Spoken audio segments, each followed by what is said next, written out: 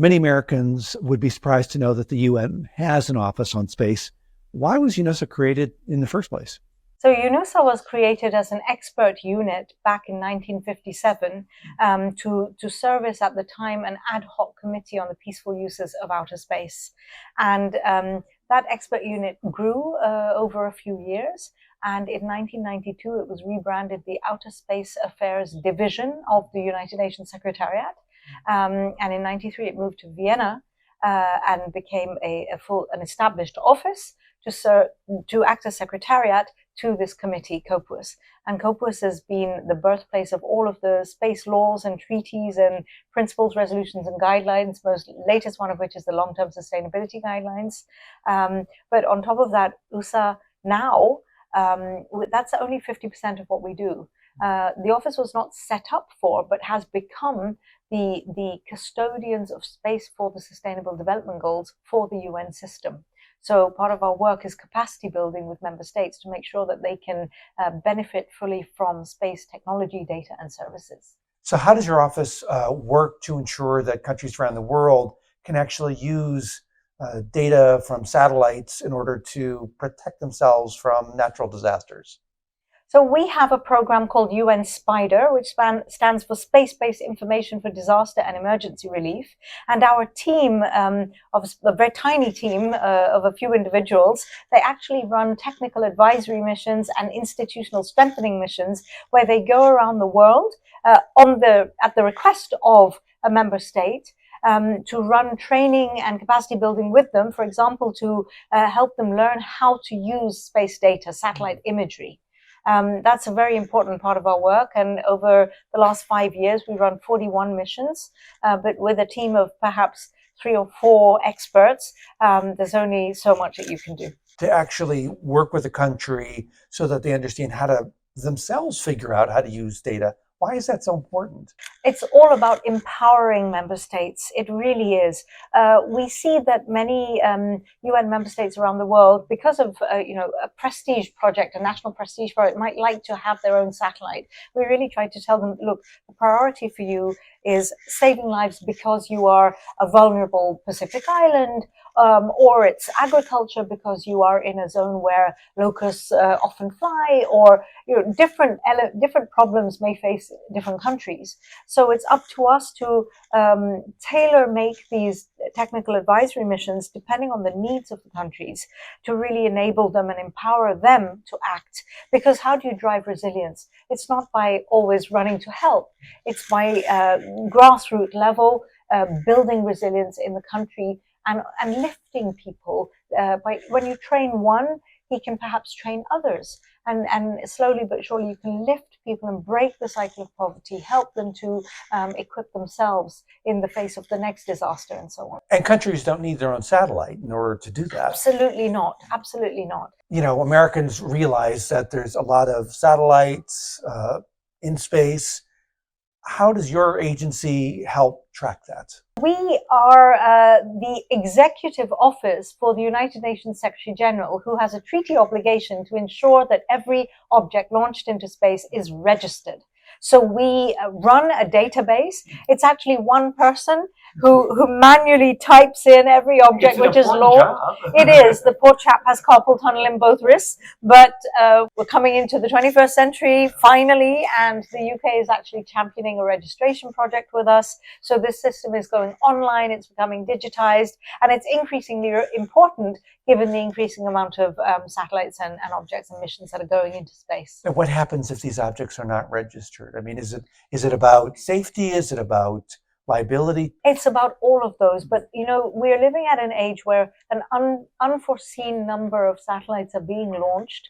And therefore registration has become almost a fundament of space sustainability. We must know where objects are. Right. We must know who do they belong to. That goes to the liability question. And it's more and more important that we facilitate some kind of a global space traffic management system. UNOOSA will never become the operational arm of that, but the power of the United Nations is to convene and to get member states to the table, keep them at the table, keep them talking even through difficult issues. And so that's what we do. And how can data from satellites really help achieve better sustainable development outcomes like fisheries or protecting forests. So you mentioned fishing and forests. Let's talk about those. I think last year, satellite data, high resolution space data, prevented 40 incidents of illegal forestry just in Brazil. And why? Because using high resolution data, you can literally see not just the green of the forest, but you can see the road which is being deforested in order to enable the equipment to be driven into there, into the forest, in order to then start the deforestation illegally. So you can see to such a detail from space through the clouds, regardless of weather.